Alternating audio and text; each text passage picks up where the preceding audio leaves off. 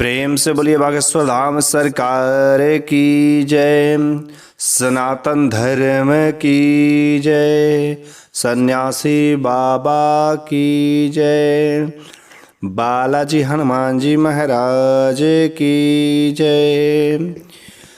मेरे प्यारे सभी भक्तगणों, जो आज का प्रसंग है समाज में होने वाले घटना का घटित है कि जब एक बाप ने अपने 3 साल के मासूम बच्चे को जान से मार दिया, चाकू से घोंप करके मार दिया, तब उसके साथ उस भगवान की महिमा क्या होती है, भगवान का कहर जब बरसता है उसके साथ तो क्या होता है, आप देख करके दंग रह जाएंगे। एक कहानी है 2 बहनों की। एक बार की बात है कि एक गांव में 2 बहनें अपने माता पिता के साथ में रहती थी। उनकी स्थिति कोई ठीक ठाक नहीं थी, किसी तरीके से अपना पालन पोषण चल रहा था। पिताजी मजदूरी का काम करते थे।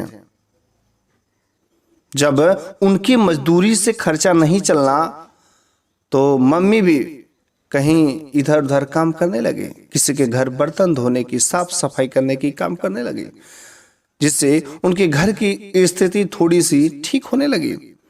जैसे घर की स्थिति ठीक हुई तो मम्मी ने सोचा कि क्यों ना अपने बेटियों को पढ़ाया जाए। अब उनकी एरिया में केवल एक प्राइमरी स्कूल था जो महज केवल 5 तक ही शिक्षा मिल पाती थी। दोनों बेटियां को स्कूल जाना शुरू की। 5 तक परीक्षा दे करके उनकी पढ़ाई वहां से पूरी हुई। अब दोनों बेटियों को पढ़ने जाने के लिए दूर जाना पड़ेगा, तो माँ ने व्यवस्था की, पैसे का इंतजाम करके दूर एक रूम ले लिया, किराए का घर लेकर के अपने दोनों बेटियों को वहां तक कक्षा 12वीं तक पढ़ाई। पढ़ाई पूरी होने के बाद दोनों बेटियां घर चली आई, बल्कि वे बेटियां बहुत ही नेक दिल की थी, हर कर्म को करने वाली। अब तो माँ भी बूढ़ी हो गई, समय गुजर गया कि लेकिन पिताजी किसी ना किसी तरीके से मजदूरी करके 2-4 रुपए जरूर लाते थे।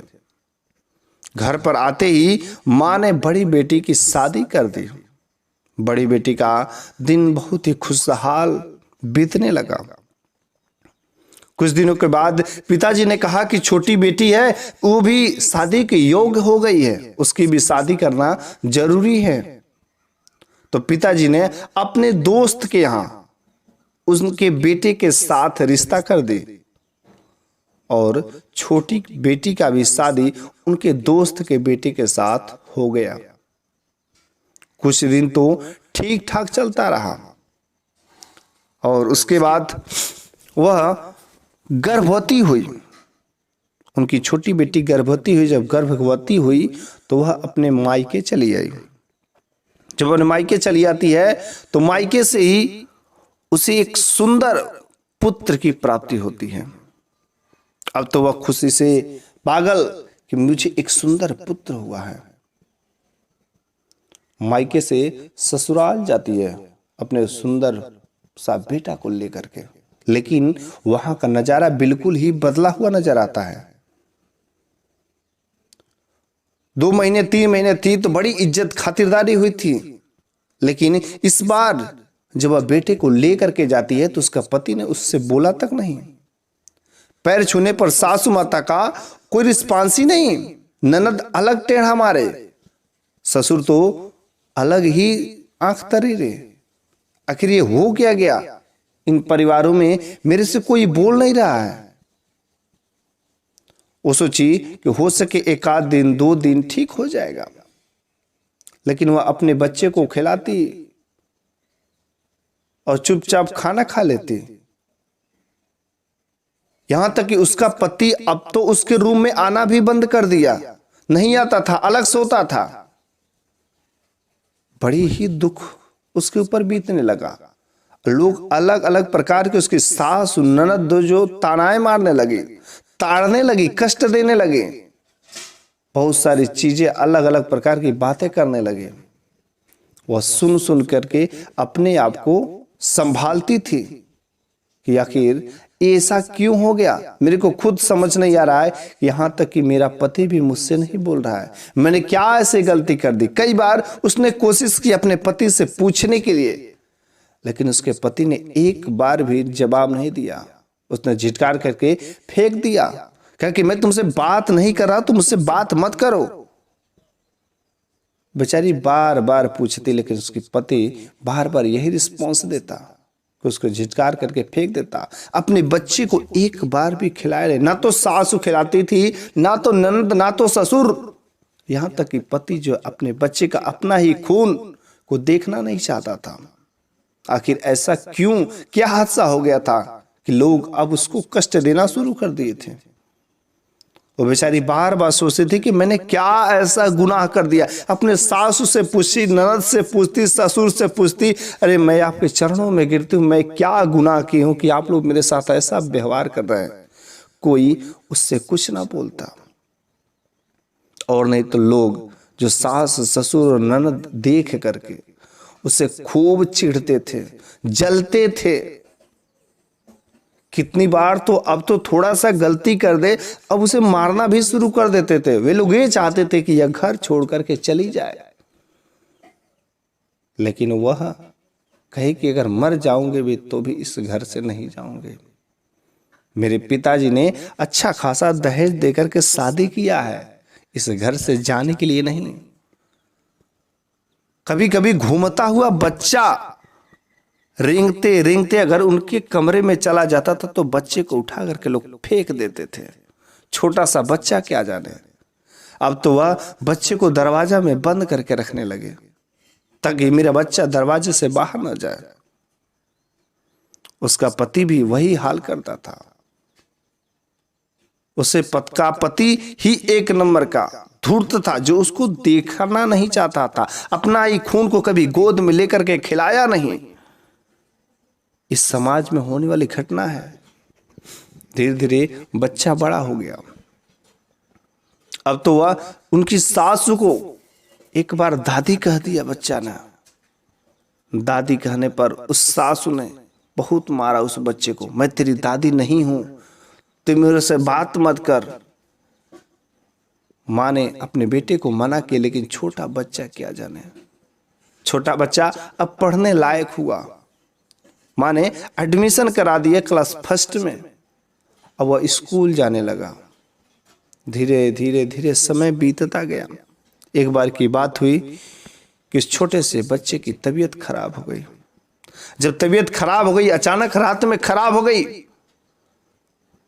सोची कि इस समय शायद मेरा पति सहयोग कर देंगे। वह गई जहां पर उनके पति सोए हुए थे, जगाई ताकि मेरे बच्चे की तबीयत खराब है, लेकिन एक ना सुने।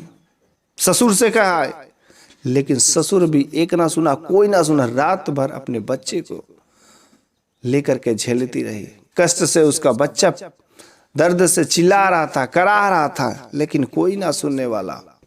सुबह होते ही अपने उस बच्चे के लिए बिस्तर पर रख करके वह खुद निकल जाती दवा लेने के लिए। उधर से दवा लेकर के जब आ रही होती है तो दरवाजा जब खुलती है तो बहुत ही खतरनाक नजारा देखती है। वह देखती है कि मेरे बच्चे की मृत्यु हो गई है। जब पास जाके देखती है तो उसके जो बीमार बच्चा था, उस बच्चे के पेट में चाकू से घोंप घोंप करके मारा गया है। आखिर ये कौन किया होगा? ये देख करके उसके तो पैरों तले जमीन खिसक जाते कि मेरा एक ही बच्चा था, एक बच्चा था और वो भी किसी ने मार दिया। ये जरूर मेरे ही इस सास ससुर और पति का काम होगा, दूसरा और किसी का नहीं काम होगा। अब तो वह खूब रोवे, लेकिन कोई भी उसे मनाने वाला नहीं आता। जब वो रोना शुरू की तो आकर के घर वाले 5 मिनट खड़े हुए ताकि देख ले क्यों रो रही है, लेकिन उसके बाद फिर से अपने अपने कमरे में चले गए। किसी ने उसे संभाला नहीं, किसी ने उसको छुपवाया नहीं, किसी ने उसके आंसुओं को नहीं पोंछा। किसी तरीके से वह खुद रो रो करके अपने आप को संभाला। अपने आप को संभालने के बाद वह जो है अपने मायके फोन की। ऐसा ऐसा हाल हो गया। मायके वाले आए, उसके बाद उस औरत ने हिम्मत करके पुलिस को फोन की। जब पुलिस आती है तो पूछताछ करती है, तो वह कहती है कि मेरा बच्चा बहुत ही बीमार था, मैं रात के समय में इनसे कही लेकिन इन लोगों ने ना सुना, और मैं गई थी दवा लेने के लिए, और दवा लेने के बाद आती हैं तो देखती हूं कि मेरे बच्चे को मार करके मृत्यु हो गया है। और उस समय ये मेरे घर वाले ही थे, दूसरा और कोई नहीं। जो चाकू था, जिस चाकू से मारा गया था, वह चाकू उस बिस्तर पर ही किनारे रखा गया था। पुलिस ने उस चाकू को उठा करके जांच पड़ताल करने के बाद, इन्वेस्टिगेशन करने के बाद फिंगरप्रिंट के द्वारा पता चला कि वह चाकू पर जो है उसके पति का ही हाथ है, उसके पति के ही फिंगर है। उसके पति को कारागार में लिया गया और पूछा गया, तुमने अपने बेटे को क्यों मारा? वह वहां पर कहता है कि मैं इससे कभी प्रेम नहीं करता हूं, मैं इसे कभी चाहता ही नहीं था।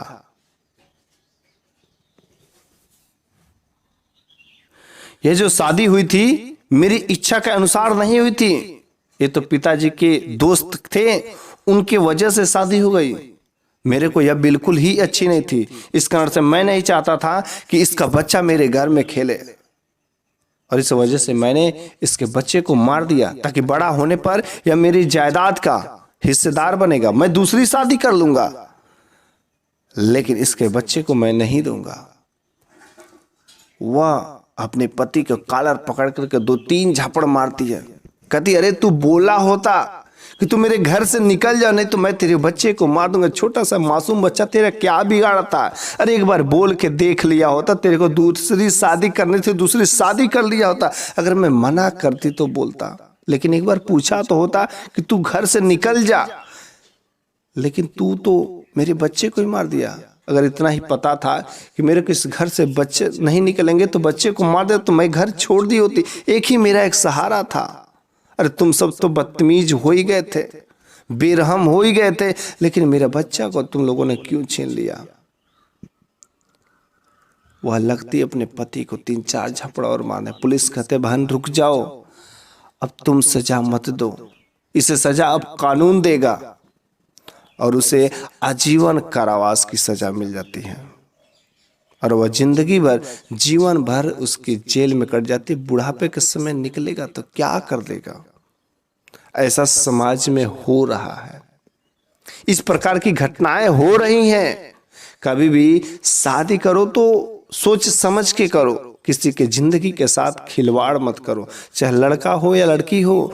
जो भी शादी करने वाले लोग हैं, अगर वे लोग मेरी बातों को सुन रहे हैं, इस कहानी को समझ रहे हो, तो वे लोग कृपया शादी लगाएं तो दोनों पक्षों को अच्छे से समझ लें, ताकि किसी प्रकार का कहीं जोर जबरदस्ती तो नहीं है, मन में खोट तो नहीं है, नहीं तो बाद में उन परिवार वालों के साथ, उन बेचारी लड़कियों के साथ यही हादसा होता है। या तो बच्चियां मारी जाती हैं, या तो जो बच्चा पैदा होता है उसको मारा जाता है, या तो गर्भपात करवाए जाते हैं जबरदस्ती, उसको कष्ट। आखिर लड़कियों के साथ ही ऐसा क्यों होता है? कृपया मैं आप लोगों से हाथ जोड़ के विनती करता हूं, अगर जो भी लोग ऐसी शादियां जबरदस्ती करवा रहे होंगे तो उन लोगों को प्लीज आप लोग ये कहानियां जरूर सुना दीजिएगा, ताकि किसी भी मेरी बहन बेटी की जिंदगी उजड़ ना पाए। जय जय राम, जय सिया राम, जय हो बागेश्वर धाम सरकार।